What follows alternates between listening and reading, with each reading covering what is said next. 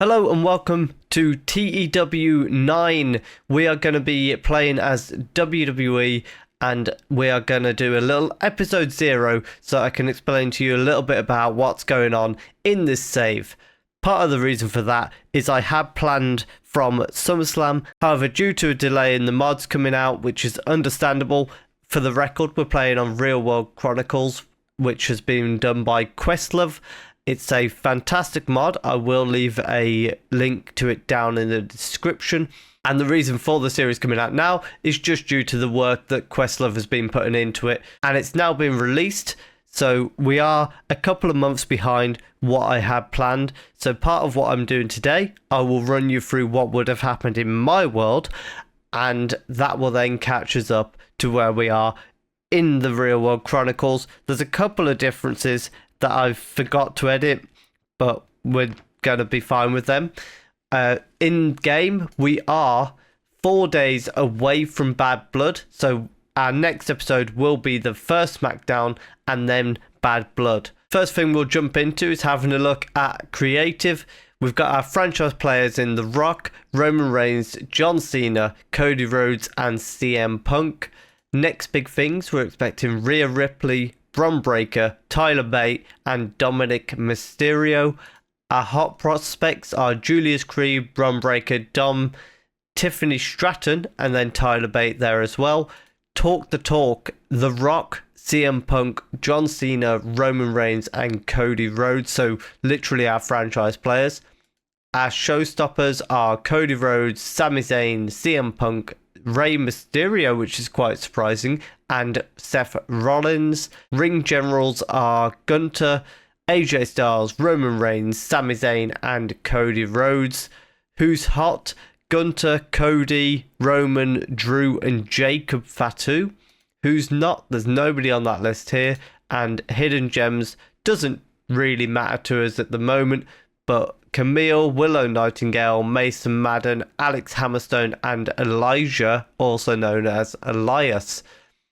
So of course in this game we have pretty much all the champions that we were expecting in real life.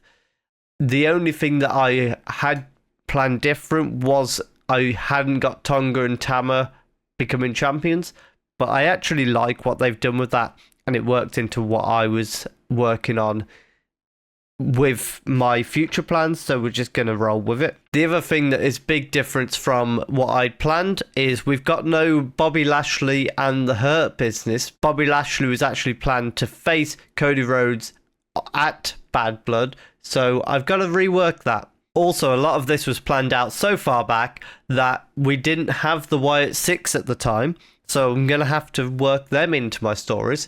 However, what we will do is we'll give you a little bit of a run of what would be happening at Bad Blood. So our card for Bad Blood and a little bit of history between what's happened. So we have Damian Priest versus Finn Balor and Rhea Ripley versus Liv Morgan, very similar to what they do in real life. And in this, similar things. I'd planned for Dom to turn on Rhea at SummerSlam and Finn costing Damian Priest his match against Gunther. And then after that, Priest was confronting Finn for getting involved. Damian got a rematch on Raw, loses, which meant Finn then set up a tag match for them to challenge for the World Tag Team titles. He then betrayed Damian in that tag match, and as a result, him and JD went and won the titles instead. On the Rhea and Liv side, Liv and Dom kept kind of taunting Rhea. Dom cost Rhea a number 1 contenders match. Rhea threatened Liv. Dom actually ends up offering to fight her. If he won, Rhea got sent to SmackDown. But at Bash in Berlin, in my world, Rhea Ripley defeated Dominic Mysterio, which earned her this title shot at Bad Blood. Sheamus taking on Gunther. So in my world, Gunther faced Ilya Dragunov at Bash in Berlin after he won a Battle Royal. Gunther wins and retains the title. And then since then, we had another mini tournament with Drew, CM Punk, Sheamus and Finn Balor. Drew and Punk both cost each other in the semi-finals, and then Sheamus defeated Finn when Damian Priest distracted him during the final, which means we have Gunter versus Sheamus for the title. Drew and CM Punk, storyline's gone pretty similar to what it has in real life, apart from, of course, they've cost each other in the tournament for the World Heavyweight Championship. And also, it has been stated, due to the intensity of this feud, whoever loses in the cell will be sent to SmackDown, because these two just cannot stay on the same show because it is causing absolute chaos on Monday Night Raw. And then finally, we've got the Solo Sikoa versus Sami Zayn and Jimmy and Jay versus the Bloodline. Obviously, they kind of are part of the Bloodline, but they've been kicked out. They're now a new stable. So we still had Roman Reigns return at SummerSlam, but with Paul Heyman by his side. On the SmackDown after that, Roman kind of came out saying Solo's gone power mad. Solo, Tonga, Tama, Jacob all attacked Roman. They took him out completely. He was gone. And then on top of that, as Sami Zayn was making his way to the ring for his match against Bron Breakker, which in my world happened at Bash in Berlin, Solo Sikoa attacked him, laid him out, threw him in the ring. One spear later, Bron was the new Intercontinental Champion, and Sami was very much after revenge. And also, as a result of what happened when Solo attacked Sami, and also Roman being attacked, Jimmy and Jay came back over to SmackDown, back to SmackDown in Jay's case. Jimmy and Jay challenged anyone from the Bloodline for a match. Solo was like, well, I'm busy beating the crap out of Sami. However, we've got 3 other members, so it's actually Jimmy and Jay versus Tama, Tonga, and Jacob Fatu. So a 3-2 handicap match. So back against the walls for Jimmy and Jay. And since the attack on Roman, Solo also hit a Samoan Spike to Paul Heyman once again, and he hasn't been seen since.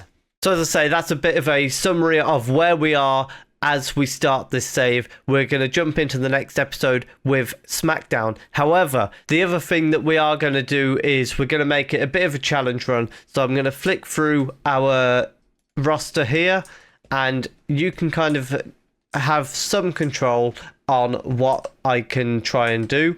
So for example, you could tell me you want me to push a certain wrestler, you want a 6-month Intercontinental Championship run. I've got to put certain people into a stable. I'm not going to accept all of them. If they're just not something that's interesting to me, I probably won't do them. However, most things I will try and put into my stories and things like that.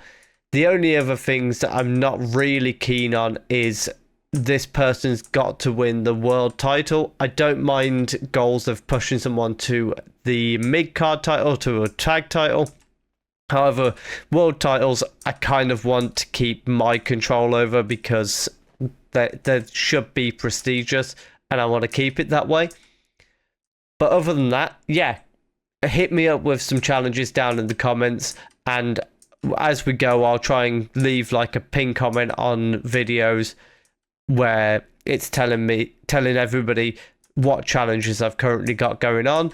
And also, if you want to throw in a timeline for it, that works as well. So like, I've got to have Pete Dunne win the Intercontinental Championship by WrestleMania, for example, and then I can work my way through those challenges.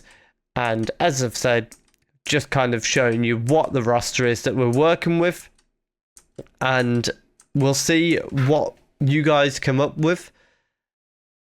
The only other thing that I've got to figure out is, do I want the WWE Speed Championship? I'm not sure I do, but we'll see what happens.